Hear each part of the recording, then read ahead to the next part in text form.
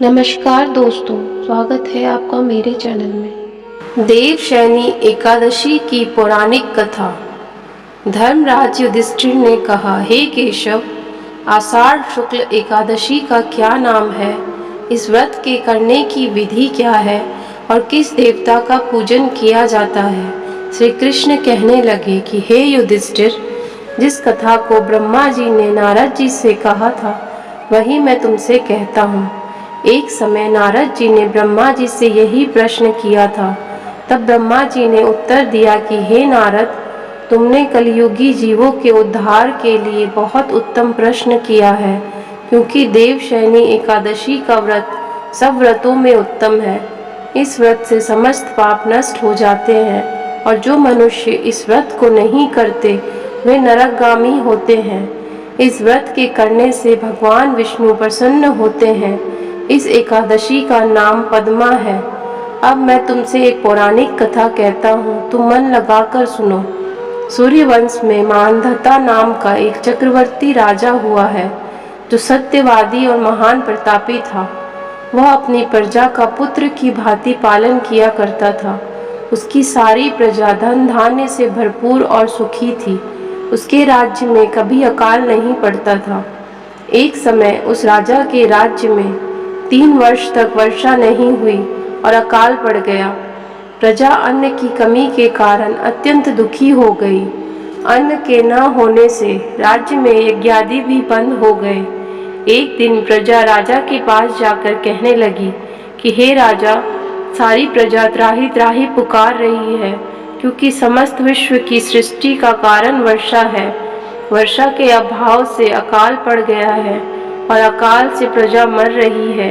इसीलिए हे राजन, कोई ऐसा उपाय बताओ जिससे प्रजा का कष्ट दूर हो। राजा मानधाता कहने लगे, आप लोग ठीक कह रहे हैं।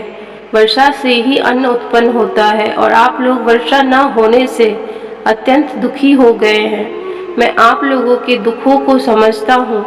ऐसा कहकर राजा कुछ सेना साथ लेकर वन की तरफ चल दिए।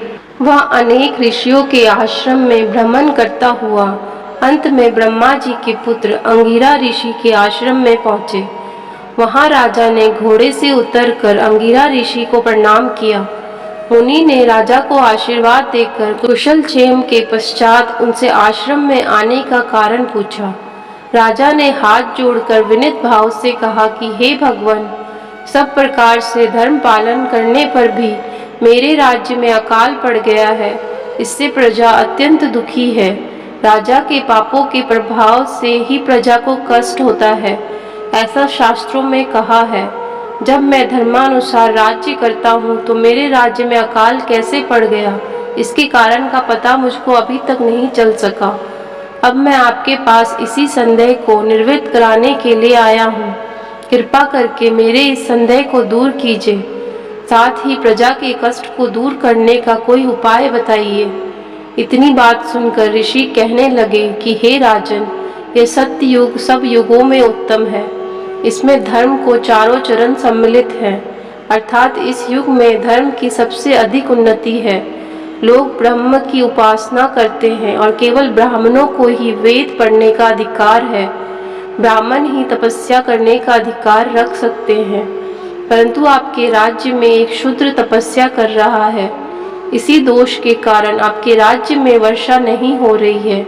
इसीलिए यदि आप प्रजा का भला चाहते हैं तो शूद्र का वध कर दो। इस पर राजा कहने लगे कि महाराज, मैं उस निरपराध तपस्या करने वाले शूद्र को किस तरह मार सकता हूँ? आप इस दोष से छूटने का कोई दूसरा उपाय बताइए। तब ऋषि कहने लगे कि हे राजन, यदि तुम अन्य उपाय जानना चाहते हो तो सुनो। आषाढ़ मास के शुक्ल पक्ष की पद्मा नाम की एकादशी का विधि पूर्वक व्रत करो।